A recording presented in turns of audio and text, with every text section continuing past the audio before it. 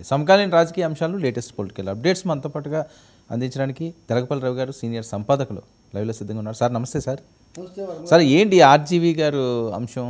నన్ను ఎవరో అరెస్ట్ చేయలేరు, తప్పుడు కేసులు పెడుతున్నారంటారు, మళ్ళీ అజ్ఞాతంలోకి వెళ్ళిపోతారని అంటున్నారు, కొంతమందితోటి 1-to-1 ఇంటర్వ్యూలు ఇస్తున్నారు. అసలు ఏంటి ఆర్జీవీ ఎపిసోడ్లో నిజంగా తప్పు ఆయన చేసాడని భావించవచ్చా, లేకపోతే కక్షపూరితమా? సరే, ఇప్పుడు ఆర్జీవీ ఎప్పుడు ఏది ఎందుకు ఎలా చేస్తాడో చెప్పగలిగిన వాడు ఉన్నాడు ఎవడన్నా? మీరు అసలు నన్ను ఏంటి ఆర్జీవీ అని మీరు నన్ను అడుగుతున్నారంటే శివతాండవమే కదా అది. ఆ శివతాండవంలో మళ్ళీ డిస్కో కలుపుతాడు, అన్నీగా రాత్రి అర్ధరాత్రి దృశ్యాలు దయ్యాలు చూపిస్తాడు, అన్నీ ఆర్జీవీ దగ్గర రంగీలాలను సృష్టిస్తాడు. అతి మధ్య రాజకీయాల్లో ఎక్కువగా వచ్చాడు, ఎందుకంటే అది కాస్త నడుస్తుందని కావచ్చు.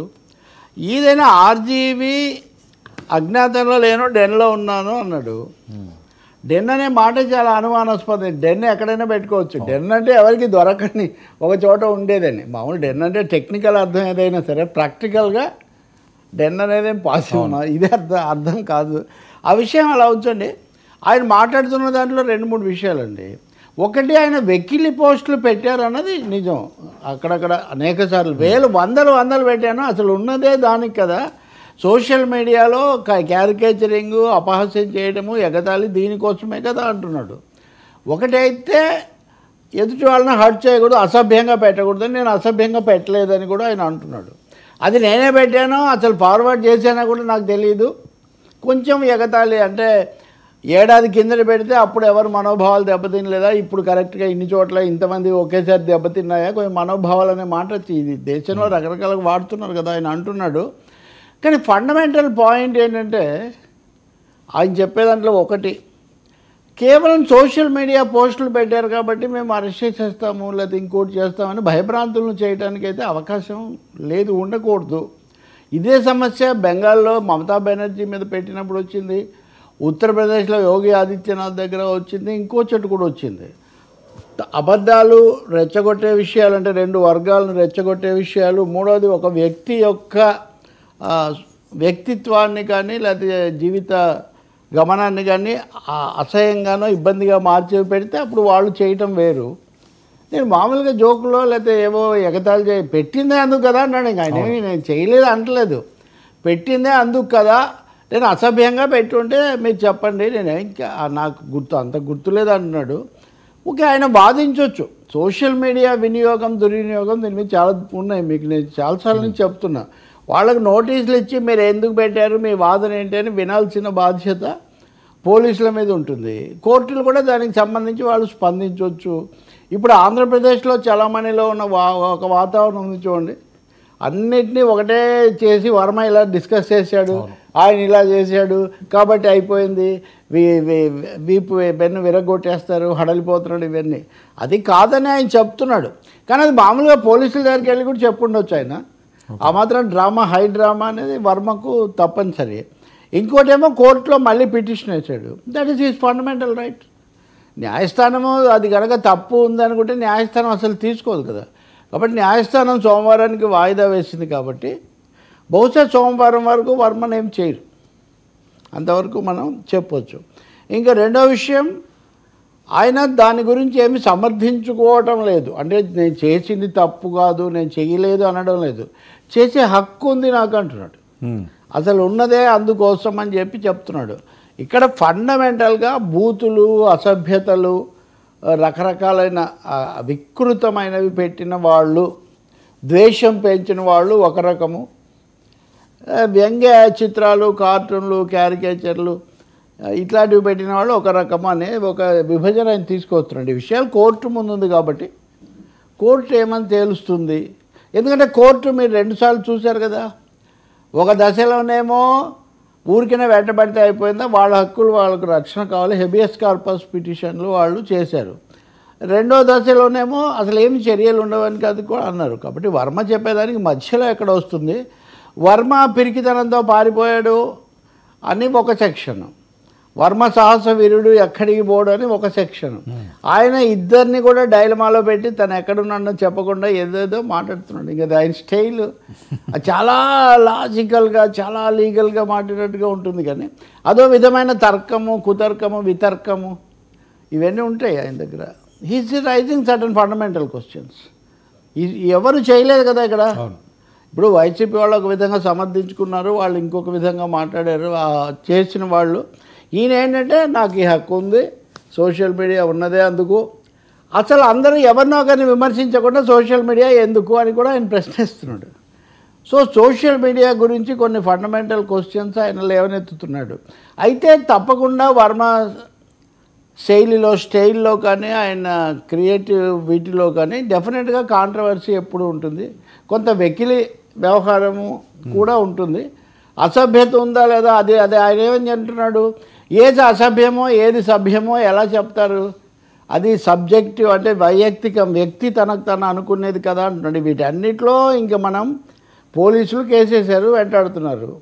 ఇక్కడికి కూడా వచ్చి వెళ్ళారు, హైదరాబాద్కి కూడా. ఆయన కోర్టులో 3వ కేసేశారు. కానీ ఇప్పటికి కూడా ఆయన యాంటిసిపేటరీ బెయిల్ అడగటం లేదేమో నా సందేహం.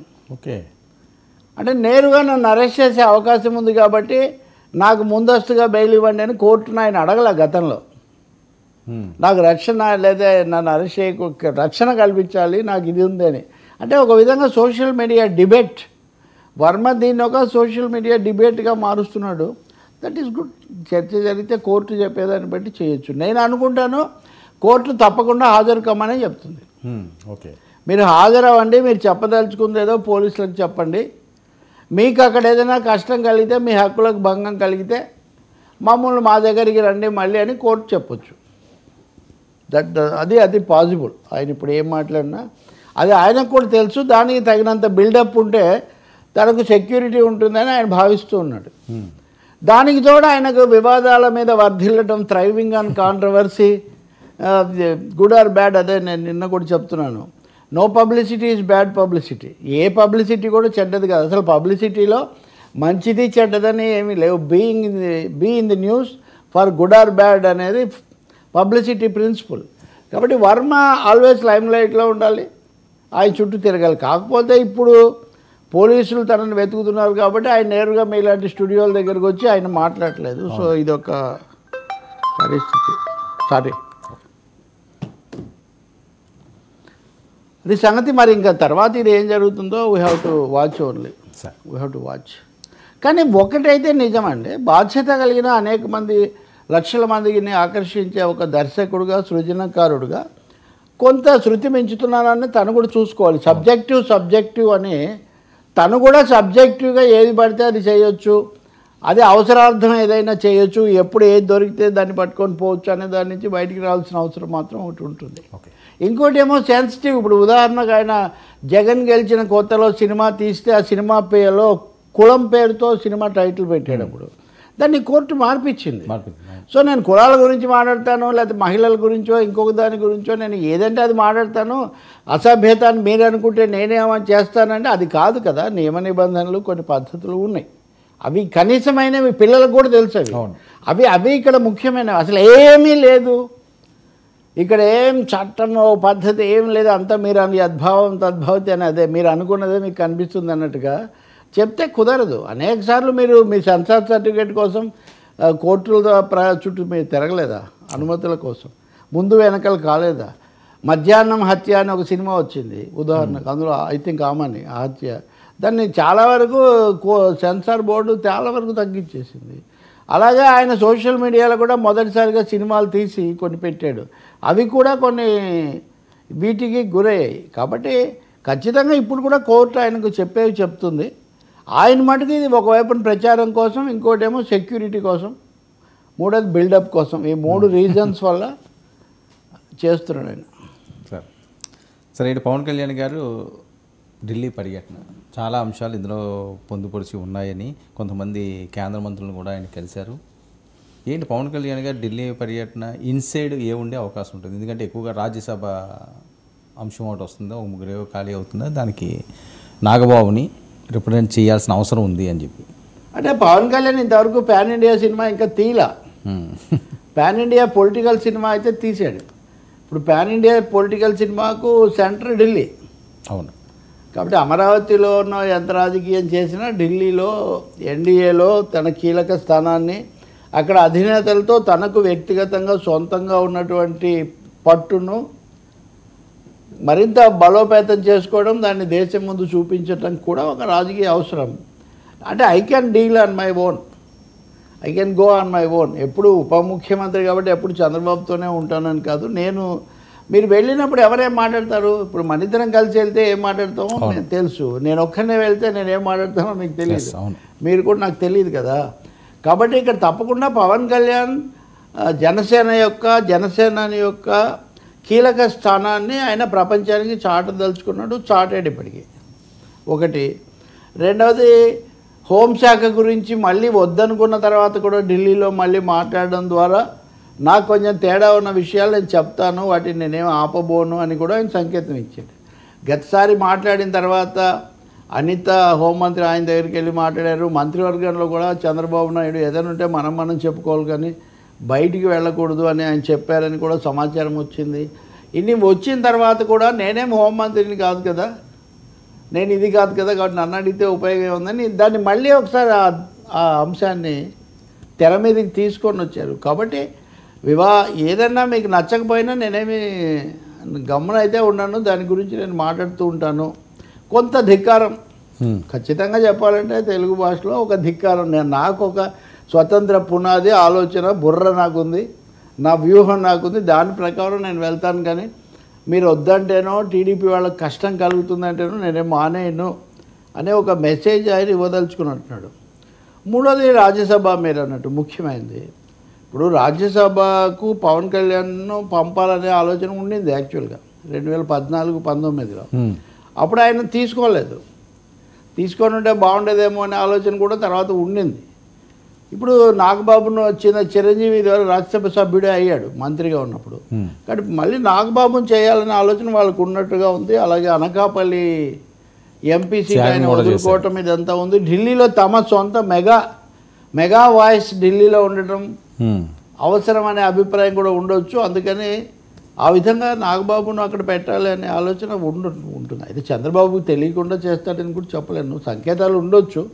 కానీ అక్కడ వాళ్ళ మైండ్ ఎలా ఉందో తెలుసుకుందాం అనేది అయ్యుండొచ్చు. ఇంకా నాలుగవది, సనాతన ధర్మం గురించి ఇంత చెప్పిన తర్వాత ఈ సనాతన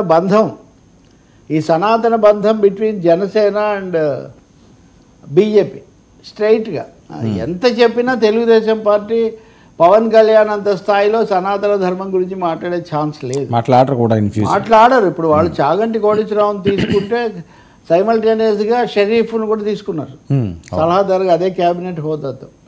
కాబట్టి చంద్రబాబు నాయుడు వక్ఫ్ బిల్లు మీద కూడా బలపరుస్తున్నప్పటికీ ఏవో చిన్నవి పెద్దవి సన్నాయి నొక్కులు నొక్కుతూ తన కొంచెం మైనారిటీ ఓట్ అనేది కూడా ముఖ్యమన్న స్పృహ చంద్రబాబుకు పూర్తిగా ఉంది. మూడవది, అంతకుముందు నుంచి మత సమస్య లేదా జగన్ పాలన ఏది క్రైస్తవ రాజ్యం అది ఇదని బీజేపీ మాట్లాడిన పరిస్థితుల్లో ఈ క్రైస్తవులు ముస్లింలను పూర్తిగా జగన్కు అప్పగించడం అనేది చంద్రబాబుకు కుదరని పని.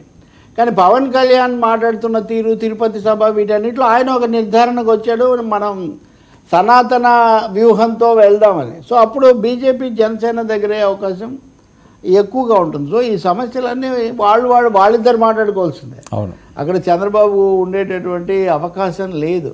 అందువల్ల సాయంత్రం చంద్రుడు, ఉదయం పూట సూర్యుడు ఉన్నట్టే ఆకాశాలు సూర్యుడు ఉండడు, సంధ్య వారితే చంద్రమామకు రూపం ఉండదు తెల్లవారితే అన్నట్టుగా చంద్రబాబు లేకుండా మాట్లాడొచ్చాడు ఏదో ఒకటి. ఇంక ఇవి కాకుండా నిధులు అవి ఇవి అని అంటున్నారు. కానీ ఒకటండి, 2 రోజులు ఢిల్లీలో ఉన్న విశాఖపట్నం మీద, విశాఖ ఉక్కు మీద పవన్ కళ్యాణ్ ఏం మాట్లాడలేదు. తను వాళ్ళతో మాట్లాడింపజేయలేదు. మాట్లాడించి ఉంటే నిజంగా చాలా బాగుండేది. విశాఖ ఉక్కు రాకపోగా మళ్ళీ మిట్టల్ ఉక్కు అనే ఒకటి కొత్తది పెడుతున్నారు. దానికే ఏదో మొదటి దానికి ఇది రాకపోతే కడదానికి కళ్యాణం అని, అది మళ్ళీ అక్కడే విశాఖపట్నం ఆ పరిసర పక్కనే అదే ఏరియాలో. అసలు మామూలుగా అంత పెద్ద సంస్థలు ఉన్న చోట ఇంకోటి తెచ్చి పెడతారా వాస్తవంగా? ఇంకొకటి ప్రైవేట్ రంగంలో కార్పొరేట్ పవర్తో వచ్చిన తర్వాత ఆ మిణుకుమంటున్నటువంటి ఆ ప్రభుత్వ రంగ పబ్లిక్ సెక్టార్ దీపం బతుకుతుందా? ఇప్పుడు పవన్ కళ్యాణ్ శాసన మండలిలో ఎంత గట్టిగా మాట్లాడండి విశాఖ స్టీల్ గురించి, బొత్సతో దాదాపు ఘర్షణ పడ్డారు. మరి అదే స్పిరిట్ ఢిల్లీలో చూపించాలి కదా, చూపించలేదు. కాబట్టి జనసేన రాజకీయాలు మాట్లాడినంతగా లేదా ఆంధ్ర నిధులు అవి మాట్లాడినంతగా ప్రజల మనసులో బలంగా ఉన్న అంశాలు అక్కడ వినిపించలేదు. ముఖ్యంగా విశాఖ ఉక్కు ఒక్క ప్రకటన ఆయన విశాఖ ఉక్కు మీద మోదీతోనో షాతోనో కనీసం ఆర్థిక మంత్రితోనో చేయించుంటే ప్రజలు చాలా జయ పలికేవాళ్ళు, జై కొట్టేవాళ్ళు. అప్పుడు అది మటుకు ఆయన చేయలేదు. ఏదో ఇబ్బంది ఉంది పైకి ఏం చెప్పినా. సరే, అయితే ఇవ్వాల్సిన అవసరం ఉందంటారా నాగబాబు గారికి? ఏది రాజ్యసభ ఈ టైంలో జనసేన ఇంకా స్ట్రాంగ్ పడాలన్నారు, లేదా ఢిల్లీలో వీళ్ళు అంటే వాళ్ళకి ఇవ్వాలి కదా. ఇప్పుడు బీజేపీ అంటే జాతీయ పార్టీ, ఇతర రాష్ట్రాల నుంచి చాలామంది ఉన్నారు. వెంకయ్య నాయుడు ఇతర రాష్ట్రాల నుంచి వెళ్ళాడు కాబట్టి they can accommodate elsewhere. But Janasena ప్రధానంగా ప్రాంతీయ పార్టీ, ఆఖరికి తెలంగాణలో కూడా దాన్ని కలుపుకోలేదు వాళ్ళు. కాబట్టి రాజ్యసభలో మాకు ప్రాతినిధ్యం ఉండాలి, ఒక స్థానం కావాలని వాళ్ళు అడుగుతారు తప్పకుండా. అలా పొందాల్సిన బాధ్యత, అవసరం కూడా వాళ్ళకు ఉంటాయి కదా. రాజ్యసభలోనే కదా అన్ని విషయాల్లో, కొన్ని అంశాల్లో రాజ్యాంగ సమస్యలు ఎక్కువగా చర్చకు వస్తాయి. రెండోది సెంటిమెంటు. అన్నున్నాడు, అంతమంది పెద్దన్న ఉన్నాడు, ఇప్పుడు చిన్నన్న కూడా రాజ్యసభకు వెళ్ళాలి. రాజ్యసభలో చిన్నన్న కూడా ఉండాలి కదా, ఛోటా భాయ్, ఈయనకు భయ్య. కాబట్టి తప్పకుండా చిన్నన్నను రాజ్యసభకు పంపే ఒక పని కూడా ఉంది ఈయనకు. ఇంక దీని ప్రాక్టికల్గా ఏం జరుగుతుంది, లేకపోతే ఇంకో రాజ్యసభకు 2 ఏళ్ళకి ఒకసారి జరుగుతుంటాయి కాబట్టి ఇది కాదు నెక్స్ట్ రౌండ్లో చూసుకుందాం ఇలా అంటారా, ఏదైనా ఒక క్లారిటీ మటుకు తెచ్చుకుంటాడు. సరే, ఓకే. ఈ అంశం ఎలా నడుస్తుంటే ఢిల్లీ టూర్లో మరొకసారి హరిరామ్ జోగి గారు లైన్లోకి వచ్చారు. ఖాళీ అయ్యే 3 రాజ్యసభ స్థానాల్లో ఒకటి జనసేన కేటాయించాలి, నాగబాబును రాజ్యసభకు పంపించాలని ఈయన కోరుతున్నారు. ఎందుకు పంపించరు, ఎందుకు ఆలస్యం చేస్తున్నారని ఒక ఆయన రాంబాబు డైరీ అని మనం నవల వ్యంగ్య ఇది, దాంట్లో పరాంకుశమో ఏదో ఒక ఎడిటర్ ఉంటాడు. 1947 ఆగస్టు 13వ తారీఖున ఆయన ఒక సంపాదకీయం రాస్తాడు. 1947 ఆగస్టు 13వ తేదీన ఏదేమైనా బ్రిటిష్ వాళ్ళు దేశం నుంచి వైదొలగాల్సిందే, ఇంకా భారతదేశానికి స్వాతంత్రం ఇవ్వకపోతే కుదిరే సమస్య లేదు, ఈ దేశ ప్రజలు సమర శంఖం పూరిస్తారు ఇదంతా అని. ఆయన అన్నట్టే 14వ తేదీ అర్ధరాత్రికంతా భారతదేశానికి స్వతంత్రం ఇస్తారు. కాబట్టి ఇది ఎలా ఉంటుందంటే, ఎలాగో జరిగే వాటిలో మనం కూడా గొంతు కలిపితే మన వల్ల అనేది తప్ప ఇదొక ఉనికి వ్యవహారంలాగా కనిపిస్తుంది, ఉనికి కోసం ఆరాటంలాగా కనిపిస్తుంది. ఇప్పుడు ఆయన కూటమిలో లేడు, అక్కడ ఆయన మాట లేదు. పోనీ ఆయన పెట్టుకున్న కాపు కూటమి అవి కూడా ఇప్పుడు ఏమంత ఫంక్షన్ లేదు. మరి ఆయన ఇప్పుడు అది ఏదో ఒక లేఖల జోగయ్యారు కదా, హరిలేఖ జోగయ్య అనాలి ఆయన.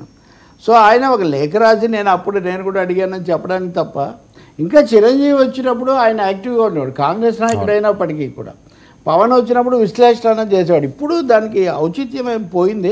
బహుశా నాగబాబుకి వస్తుంది అని మీరు నేను మాట్లాడుకుంటున్నట్టే, ఎట్లాగో వస్తుంది మనం కూడా మాట్లాడితే అని రాయటం తప్ప దీనికి ఏం లేదు. ఎవరు ఖాతరు కూడా ఎవరు చేయరు. ఇప్పుడు మీరు ఒక పద్ధతిలో ఒక దగ్గర నిలబడితే, ఒక సమతుల్యత పెద్దరికం పాటిస్తే మీకు ఒకటి ఉంటుందండి. ఒకసారి దాన్ని పోగొట్టుకుంటే చాలా కష్టం. మళ్ళీ ఒక సందర్భం ఏదో రావాలి. అది హరిరామ జోగయ్య అయినా, ముద్రగడ పద్మనాభం అయినా, ముఖ్యంగా హరిరామ జోగయ్య. పవన్ కళ్యాణ్ ఆయన్ను పెద్దరికంతో కూర్చోబెట్టి ఆయన సమక్షంలో మాట్లాడారు అవన్నీ కూడా. అప్పుడు ముఖ్యమంత్రి కావాలి, ఏదేదో రెగ్యులర్గా లేఖలు రాసేవాళ్ళు కదా. ఒకటేమో వాళ్ళ అబ్బాయి అనుకుంటా కదా, అటు వెళ్ళి అటు వెళ్ళటం వల్ల ఒకటి, ఇదొకటి. 2 కారణాల వల్ల తూకం అంటాం చూడండి, వెయిట్, ఆ వెయిట్ ఏం లేదు ఇప్పుడు ఆయన గొంతుకు. రెండవది నాగబాబు మీరెందుకు అడగడం, ఎట్లా పవన్ కళ్యాణే అడుగుతున్నాడు, లేదా మీడియా మొత్తం చర్చిస్తుంటే ఇన్ని ఛానల్స్లో చర్చించిన దానికంటే ఈయన రాసిన లేఖకు ఎక్కువ ఇది వస్తుందా? కాబట్టి ఊరికినే ఒక వ్యూహాత్మక స్వీయాత్మక అస్తిత్వ పోరాటం లాంటిది. హరిరామ జోగయ్య ఒక అస్తిత్వ పోరాటంలో ఉన్నాడు. ఇప్పుడు ఇంకే కొత్త లేఖలు మళ్ళీ మొదలు పెడతాడేమో, చూడాలి ఇంకా ఏమేమి రాస్తారు ఇవన్నీ. ప్రజల గురించి రాయండి, సమస్యల గురించి రాయండి, వాలంటీర్లను కొనసాగించడం గురించి రాయండి. చాలా అంశాలు ఉన్నాయి కదా, గోదావరి జిల్లాలు కదా, పోలవరం గురించి రాయండి. ఇవన్నీ చాలా ఉన్నాయి కదా అధ్యయనం చేసి.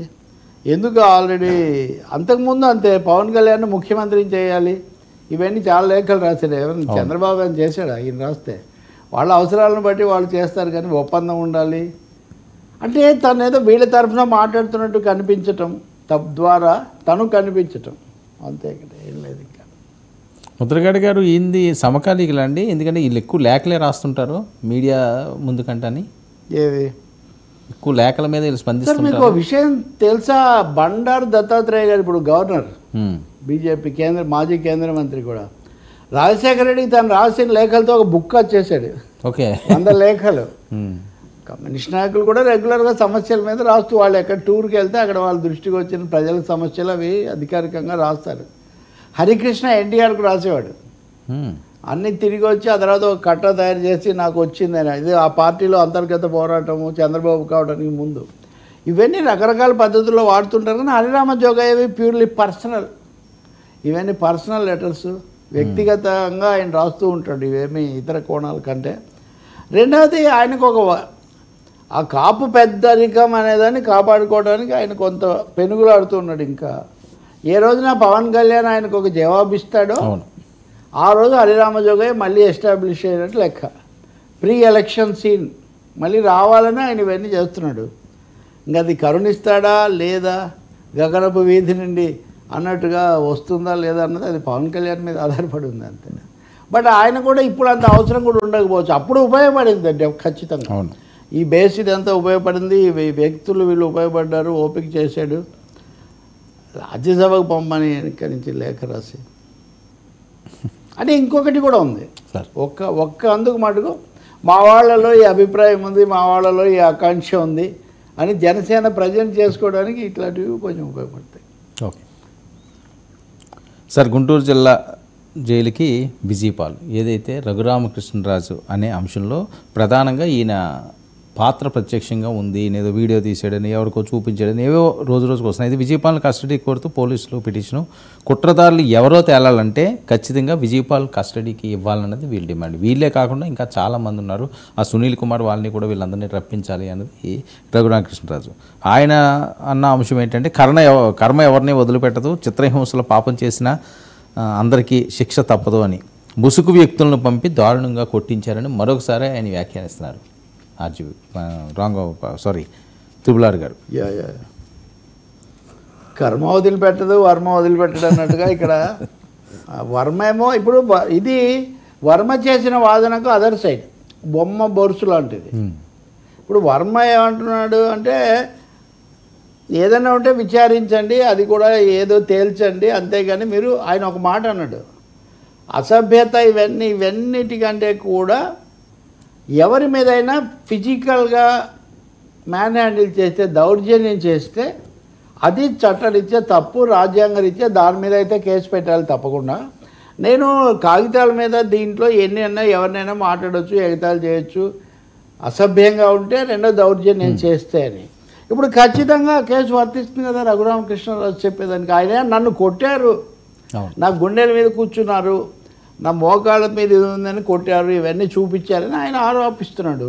అంటే ఆరోపణని ఎందుకు అంటామంటే అవి ఇంకా కోర్టులో నిర్ధారణ కావాలి కాబట్టి. బట్ ఒక ఎంపీగా ఉన్నటువంటి వ్యక్తి అది తప్పకుండా సుప్రీంకోర్టు దాకా పోయింది, ఆయన మిలిటరీ హాస్పిటల్కి పోయాడు, చాలా జరిగింది. పైగా ఇదేది ఒక్కరోజు కాదు, అదేదో రావణ కష్టం అన్నట్టుగా జగన్ అధికారంలోకి వచ్చాక ఒక 6 నెలలు అయినప్పటి నుంచి 2.5-3.5 ఏళ్ళు ఆయన చేస్తూనే ఉన్నాడు.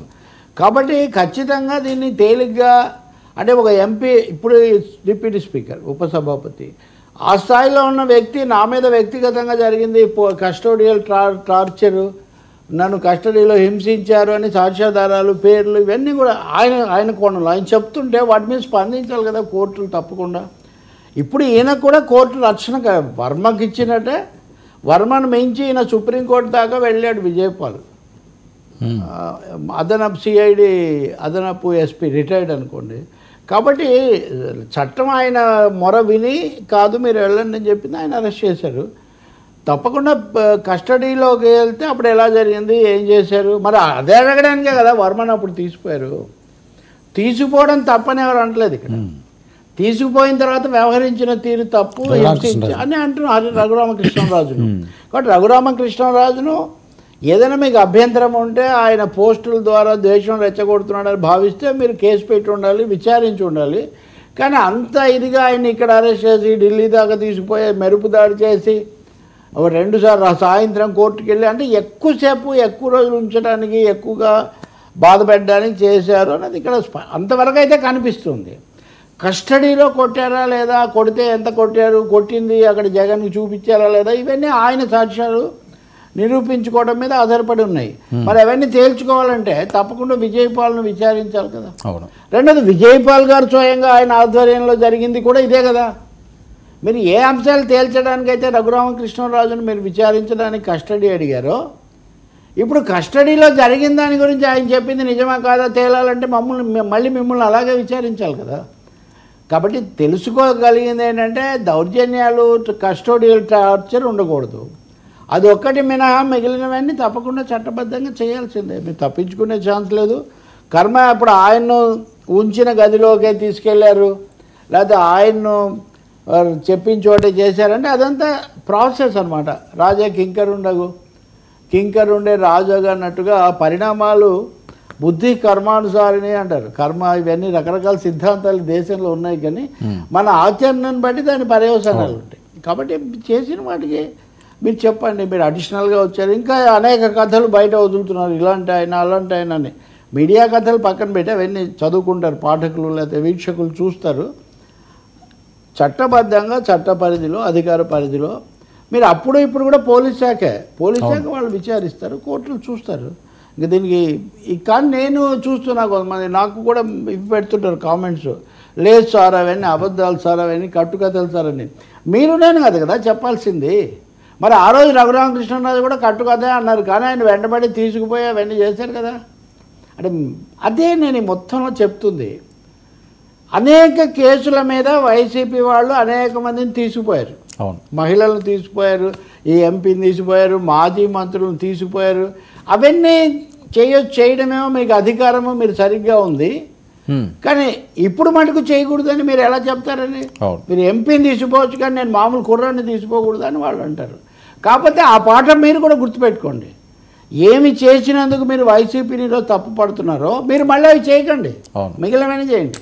సార్ ఇది గుణపాఠం, ఖచ్చితంగా గుణపాఠం పాలకులు అనే వాళ్లకు వీళ్లకు ఎవరికైనా కానీ ఇది. సార్ ఇప్పుడు కేవలం ఇప్పుడు అనేక కారణాల వల్ల మనం జగన్ పాలనలో జరిగినవి మాట్లాడుతున్నాం, కానీ మధు అనే సిపిఎం కార్యదర్శి అప్పుడు ఆ ముస్లింలు గుంటూరు లేదా నిరసన తెలిపారు, వాళ్ళ ఒక బాలికను తీసుకెళ్లారని. ఆయన్ను 6 డజన్ స్టేషన్లకు తిప్పారు సార్ చంద్రబాబు హయాంలో 2014-19 మధ్య. అప్పుడు నేను ఉన్నాను. ఎంతమందిని శాసనసభ్యులను వీళ్ళందరినీ చేయలేదు. అంతకుముందు విద్యుత్ శక్తి ఉద్యమం అప్పుడు రాజశేఖర రెడ్డిని, లేదా అప్పుడు నోముల నరసింహయ్య, బతికొన్నాడు సోమరాజు, వీళ్ళందరినీ ఎమ్మెల్యే క్వార్టర్స్లో పోలీసులు కొట్టేస్తారు. పోలీస్ లాఠీలు ఎప్పుడూ ఒకటే విధంగా ప్రవర్తిస్తాయి సార్. ఆ కస్టడీ రూములు వాటన్నిటికీ ఒకటే క్యారెక్టర్. రాజ్యం మారుతుంది కానీ రాజ్యం తరఫున భటులుగా వీళ్ళు నెత్తిన రుద్దబడిన బాధ్యత అది. రఘురామకృష్ణరాజు తన దగ్గర ఏం సాక్ష్యాధారాలు ఉన్నాయి, ఎందుకంటే చాలా తర్కబద్ధంగా లోతుగా మాట్లాడుతుంటారు కాబట్టి ఆయన అవన్నీ కోర్టులో ఆయన తరఫున ఏం చెప్తారో మనం చూడొచ్చు. బట్ ఫిర్యాదు ఆయన is a victim, as far as this case is concerned, is a victim, is an affected party and is also holding a constitutional position. ఎందుకంటే ఇలాంటివి నిగ్గు తేల్చాల్సిన అవసరం కూడా తప్పకుండా తేల్చాలండి. లేకపోతే ఇప్పుడు ఎవరు పడితే వాళ్ళు అంటే ఇంకోటి, మా మీద జరిగినవన్నీ నిజము, మీ మీద జరిగినవన్నీ అబద్ధం, లేదా మీ మీద జరిగినవన్నీ నిజము, మా మీద జరిగినవన్నీ అబద్ధం. ఇది ఎక్కడ ఎవడండి గీత గీసేవాడు? కాబట్టి తప్పకుండా జరగాల్సిందే ఏ ప్రాసెస్. లేకపోతే ఇప్పుడు వర్మ గారిని కాపాడడానికి ఆయన కోర్టుకు వెళ్ళి ఇంత పోరాటం ఎందుకు చేస్తున్నాడు? తన మీద మ్యాన్ హ్యాండ్లింగ్ ఏం జరగకూడదు, ఎవరి మ్యాన్, మరి అది ఎంపీ మీద జరగచ్చా ఆయన? కాబట్టి తప్పకుండా అది దేశాన్నే కదిలి, బహుశా సుప్రీంకోర్టు దాకా వెళ్ళిన కొద్ది కేసుల్లో ఇది ఒకటి. సార్ మరొక అంశం, గజ్జెల మల్లారెడ్డి గారి పురస్కారం అది మీకు లభించడం, ముందు రవి గారికి కంగ్రాచులేషన్స్. నేను మధ్యాహ్నం 99 స్టూడియోలో ఉన్నప్పుడే వాళ్ళు ఫోన్ చేశారు, ఇలా పరిశీలిస్తున్నాము, ఇలా అనుకుంటున్నాము, మీకేం అభ్యంతరం లేదు కదా. అవును, ఇంతకుముందు మీరు అభ్యంతరాలు వ్యక్తం చేశారు కదా, అందుకే వాళ్ళు అడిగినట్టున్నారు. అందులో కడప కదా. అవును, అంటే రాష్ట్ర జగన్ ప్రభుత్వం ఉన్నప్పుడు ఐ థింక్ 2020లో అనుకుంటా నాకు వైఎస్ఆర్ సాఫల్య పురస్కారం, జీవిత సాఫల్య పురస్కారం అనౌన్స్ చేశారు. ఇప్పుడు 10 లక్షలు దానికి. గజ్జెల మల్లారెడ్డి గారు. అదే గజ్జెల మల్లారెడ్డి. వ్యంగ్య కవి ఆయన, వికట కవి తెలుగులో. ఈయన ఈనాడుకు కూడా సంపాదక వర్గంలో ఉన్నాడు, సంపాదకీయాలు బాగా రాసేవాడు ఆయన. అప్పుడే పేరు వచ్చింది బాగా. అలాగే పుణ్యభూమి అనే ఒక శీర్షిక కూడా నడిపేవాడు. కాలం ఒక పోయిట్ జర్నలిస్ట్ అయితే ఏమవుతుందన్నది ఆయన చూపించాడు. అక్షంతలు, మాట కచేరీ, ఇవే తర్వాత అక్షింతలు కూడా వేసేవాడు. నేను అక్షింతలకు పోటీగా కలం బాణాలని నేను రాసేవాడిని. మా మధ్య కవితా యుద్ధాలు కూడా జరిగిన కాలం. బట్ నేను జూనియర్ ఆయన. మా నాన్న ఆయన జైల్లో ఉన్నారు కమ్యూనిస్టులుగా, కూడా కమ్యూనిస్ట్ నాయకుడు మొదట. కడప ఆయన, మా నాన్న కర్నూలు జిల్లా. సో వీళ్ళిద్దరూ 60s జైల్లో కూడా ఉన్నారు. నేను ఇవన్నీ రాసి ఆయన రాసిన అక్షింతల దాంట్లో నా మీద వేసిన ఒక 3-4 చాప్టర్స్లో నా ప్రస్తావన ఉంటుంది. నాకు కూడా కవితలు రాసే అలవాటు ఉంది కదా. మల్ల కవి ఇది వాళ్ళ చెల్లదులే వాళ్ళకుండా ఒకసారి ఎప్పుడో కూడా రాసా సరదాగా. అయితే ఆయన అప్పుడు పరిచయం చేశారు ఒకసారి విజయవాడలో. చేస్తే ఆయన బాగా రాస్తున్నావు, నువ్వు రాయి, నాకు మీ నాన్న తెలుసు, ఇవన్నీ కూడా చెప్పాడు. మా బొమ్మారెడ్డి గారికి ఎక్కువ పరిచయం ఉండేది. ఆయన రాసిన చాలా ప్రసిద్ధమైన వాక్యాలు మనం ఆరుద్ర. ఇప్పుడు సోమసుందర్ అంటే ఒక వీరుడు మరణిస్తే 1000 మంది ప్రభవింతురు 1000 మంది, ఒక నెత్తుటి బొట్టులోనే ప్రళయాగ్నులు ప్రజ్వరిల్లు అంటారు సోమసుందర్ అంటే. ఆరుద్ర అంటే నువ్వు ఎక్కవలసిన రైలు ఎప్పుడూ ఒక జీవితకాలంలో అంటారు.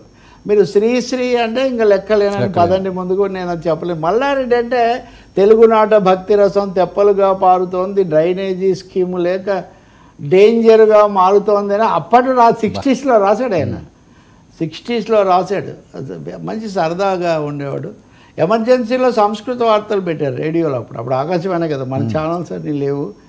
అప్పుడు ఆయన గాంధీజీ స్వర్గంలో ఉంటాడు కదా, అక్కడ ఈ సంస్కృత వార్తలు విని ఇందిరాగాంధీ ఎమర్జెన్సీ కాదు అంత అద్భుతంగా ఉంది అనుకొని ఎక్కడొస్తాడో గాంధీ అని మళ్ళీ పుడతాడేమో అని, వద్దు గాంధీజీ రావద్ది దేశానికి దారి తప్పి అయినా నువ్వు ఈ దారిని రాబోకు మళ్ళీ అని ఏమేం జరుగుతుందో అవన్నీ చెప్పాడు. చాలా మంచిగా అది చాలా గుర్తు. అందుకే శ్రీశ్రీ ఆయనకు ఉత్తరం రాస్తూ మళ్ళా గజ్జల మళ్ళా నీ కవితలు చదివాను, మళ్ళీ చదివాను, 25 సంవత్సరాలుగా నేను కూడబెట్టుకున్న కీర్తి 25 గేయాలతో కొట్టేసేవాడిని, నీ మీద నేను కేసు పెడుతున్నాను అని ఈ మాటలన్నీ ఫేమస్. అతని వ్యంగ్యము జర్నలిస్ట్గా కూడా అంత ఎన్టీఆర్ హయాంలో ఎక్కువ రాసేవాడు ఆయన. కాంగ్రెస్తో కూడా ఉన్నాడు. ఆ తర్వాత ఉదయం పత్రిక, ఆంధ్రభూమి వీటిలో కూడా పనిచేశాడు. కాబట్టి సంతోషం. నేను ఒకటే అప్పుడు రాజకీయమైన అవార్డు, పైగా మీడియా మీద ఆంధ్రప్రదేశ్లో 2గా చీలిపోయింది, రకరకాల ఆరోపణలు ఉన్నప్పుడు నేనేమో ప్రజల తరఫున నాకు మాట్లాడేవాడిని కొన్ని పద్ధతులు వీటి ప్రకారం. ఎందుకు అనవసరమైనవన్నీ మీరు ఎప్పుడైనా విన్నారండి? అసలు ఈ మొత్తం కాలంలో అంత విలువైన ఒక అవార్డును తిరస్కరించిన మనిషి గురించి మీరు వినరు, కానీ ఎవరు చెప్పరు. ఎందుకని అంటే నా మీద ఒక ముద్ర ఉంది కదా, ఆ ముద్ర వేయాలి కదా. సో ఆ ముద్రే వేస్తుంటారు. ఏదైతేమే మళ్ళీ ఇది కూడా కడప నుంచే వాళ్ళు అడిగినప్పుడు ఒప్పుకున్నాను నేను. మల్లారెడ్డి అంటే నాకు చాలా గౌరవము. రెండోది నేను వ్యంగ్యంగా మాట్లాడడానికి మీకు ఈయన కె శ్రీనివాస్కి ఇద్దరికేనండి, శ్రీనివాస్కి కూడా, కె శ్రీనివాస్కి అది కూడా సంతోషం. ఎందుకంటే కె శ్రీనివాస్ వాళ్ళు ఒక మాట అన్నారు, ఒక మంచి మాట సంతోషం కలిగించింది ఏంటంటే వాళ్ళు చెప్పిన దాంట్లో వీళ్ళిద్దరూ కూడా ప్రజా సమస్యల మీద సంపాదకీయాలు సాహిత్య రచనలు చేస్తూ ప్రజాస్వామ్యయుతంగా వ్యవహరిస్తారు. అంటే మన అభిప్రాయం మనకి ఏదైనా ఉండొచ్చు, కానీ ప్రత్యర్థి అభిప్రాయం వినాలి, విమర్శించాలి. నా విషయంలో అంటే ఏమంటే ఏ ఏడాదికి ఆ ఏడాది ఇస్తారంట. గత సంవత్సరంది కె శ్రీనివాస్కు, ఈ సంవత్సరం నాకు అని వాళ్ళు నాకు చెప్పినటువంటిది. ఇన్సిడెంటల్గా ఇదంతా 99 టీవీ ఈ సమయంలోనే వాళ్ళు ఫోన్ చేశారు నాకు. సో నేను వాళ్ళకు ధన్యవాదాలు చెప్తూ ఉన్నాను. రెండోది సాహిత్యము, పత్రిక, journalism is literature in hurry అంటారు. వేగంగా సృష్టించబడే సాహిత్యమే జర్నలిజం అని. ఎందుకంటే మనం అప్పటికప్పుడే ఏదో ఒకటి మాట్లాడాలి. చాలామంది ఒత్తు పోయింది, పొల్లు పోయింది అంటారు. రెండింటికి సమయం పూర్తి వివరాలు చెప్పలేదు. ఇదేం థియరీ కాదు కదా, సిద్ధాంతం రేపు చెప్తాం, ఇప్పుడు ఒక వ్యాఖ్య. సో ఎనీవే కె శ్రీనివాస్ గారు కూడా మంచి మిత్రుడు. మేము తెచ్చిన గమనం అనే సాహిత్య సభలో పత్రికలో ఆయన రాసేవాడు.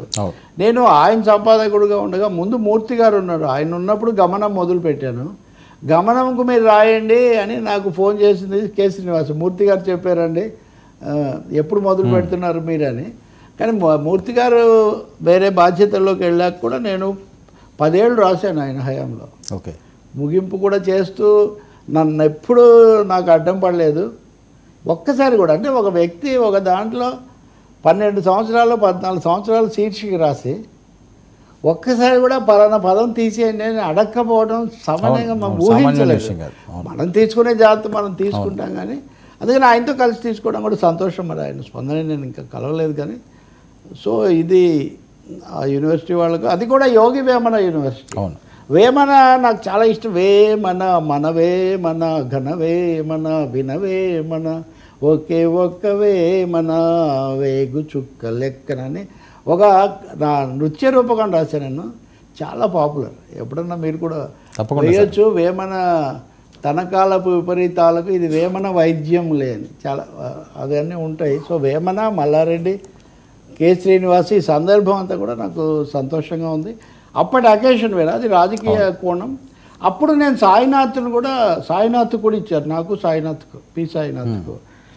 అధికారంలో ఉన్న వాళ్ళ దగ్గర అవార్డులు తీసుకుంటే జర్నలిస్టులకు కొన్ని పరిమితులు ఏర్పడతాయి కాబట్టి నేను తీసుకోనని ఆయన చెప్పి నేను కూడా ఆ సూత్రాన్నే అనుసరించాను. కాబట్టి అప్పుడు కూడా అన్నా నేను గౌరవంగా ఇచ్చారు వాళ్ళని, నేనేమీ లేదు, అది వేరే విషయం. కాబట్టి ఆ సందేహాలు తీసుకుంటున్నాను. డిసెంబర్లో ఇస్తామన్నారు. ఇంతకుముందు కూడా ఆ తెలుగు యూనివర్సిటీ వాళ్ళు నాకు తాపీ ధర్మారావు గారి సంపాదక పురస్కారం ఇచ్చారు. తాపీ ధర్మారావు కూడా వ్యవహార భాషలో జర్నలిజం తేవడంలో ముఖ్య పాత్ర వహించాడు. మనం అంతా నార్ల వెంకటేశ్వరరావు గారి గురించి చెప్పుకుంటాం కదా. నార్ల వెంకటేశ్వరరావు తాపీ ధర్మారావు దగ్గర న్యూస్ ఎడిటర్ మొదట్లో. ఆయన అంతా వ్యవహార భాష, సినిమా రచన అన్నిటికీ పెట్టింది పేరు. ఏదైనా కాస్త చైతన్య భూమి, అక్కడ అనేక మంది మంచి రచయితలు వచ్చారు. అటువంటి చోట ఇది వేయటము నాకు తప్పకుండా మీ అభినందనలకు. నాకు చాలామంది పొద్దు నుంచి కూడా అభినందనలు చెప్తున్నారు. ఆ మిత్రులందరికీ కూడా నేను సార్ ఇక్కడితో మీ ప్రయాణం ఆకుండా మరిన్ని పురస్కారాలు తీసుకోవాలని మనస్ఫూర్తిగా మరొకసారి థ్యాంక్ యూ అభినందనలు సార్. Thank you. మీరే ప్రశ్న ఇస్తే చెప్పాలి సార్ మేము అంతే. Thank you.